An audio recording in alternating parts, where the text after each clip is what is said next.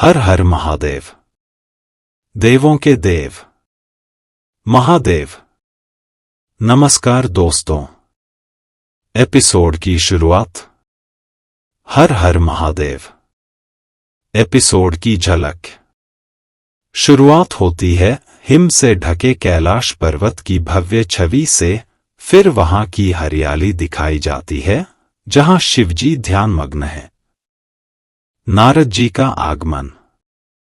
नंदी नारद मुनि को लेकर महादेव के पास आते हैं। नारद जी कहते हैं, आपसे मिलकर हमेशा आनंद मिलता है। आपके गण, प्रेत और गणध ने मुझसे तीनों लोकों की खबरें पूछी। अब उन्हें क्या बताऊं, सब कुछ तो बदलने वाला है। वे बताते हैं कि दक्ष एक बड़ा यज्ञ कर रहे हैं और योजना बना रहे हैं शिव की पूजा को समाप्त करने की।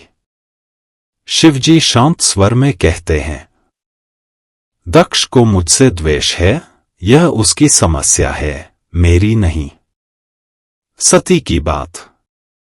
नारद जी आगे कहते हैं, पर सती, वह आपको देखकर बहुत विचलित है। न खाना खा रही है, न पानी पी रही है।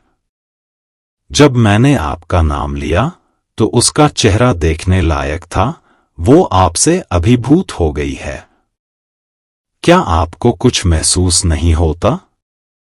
शिवजी उत्तर देते हैं, सती ने मुझे श्रद्धा और भक्ति से बुलाया था, इसलिए मैं गया। उसके प्रति मेरे मन में कोई और भावना नहीं है। शिवजी का वैराग्य। नारद जी पूछते हैं, क्या आप हमेशा ऐसे ही वैरागी बने रहेंगे? ब्रह्मा सरस्वती, विष्णु लक्ष्मी सब विवाहित हैं। क्या आपको वैवाहिक जीवन की इच्छा नहीं होती? नंदी भी आग्रह करते हैं कि कैलाश में भी एक देवी का आगमन हो, जैसे वैकुंठ और ब्रह्मलोक में है। शिवजी उत्तर देते हैं, विवाह एक बंधन का माध्यम है। मेरे लिए वैराग्य ही साधना का मार्ग है। तुम जिस प्रेम की बात कर रहे हो, उसमें ईर्ष्या और स्वार्थ होता है। मैं अपने भक्तों से प्रेम करता हूं, चाहे वे प्रेत हों, पशु हों या मानव। लेकिन सांसारिक प्रेम मेरे मार्ग का हिस्सा नहीं है। विष्णु मुझे बांधना चाहते हैं, पर मैं पूर्ण हूं, स्वतंत्र हूं। फिर वे ध्यान में लीन हो जाते हैं। कैलाश के गणों की प्रतिक्रिया। प्रेत और गणध छिपकर ये सारी बातें सुन रहे होते हैं और इस बात से उत्साहित होते हैं कि कोई स्त्री कैलाश नहीं आएगी। सती का संघर्ष। उधर सती फल नहीं खा रही, न पानी पी रही है और जमीन पर सो रही है।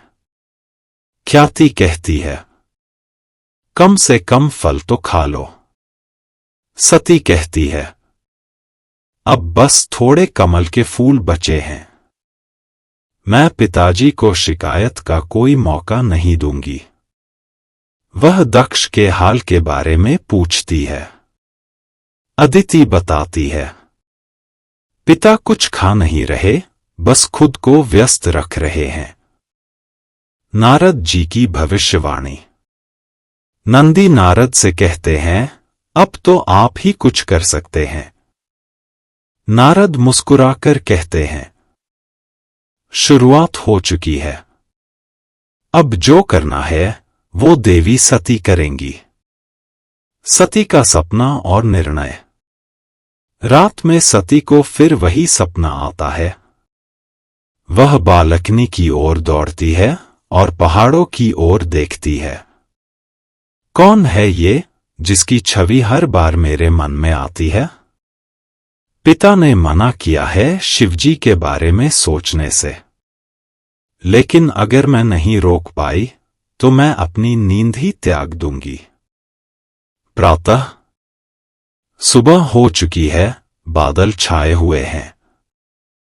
सती सोचती है, अब बस थोड़े फूल बाकी हैं। अगर बारिश आ गई तो मुझे बाहर जाने नहीं देंगे।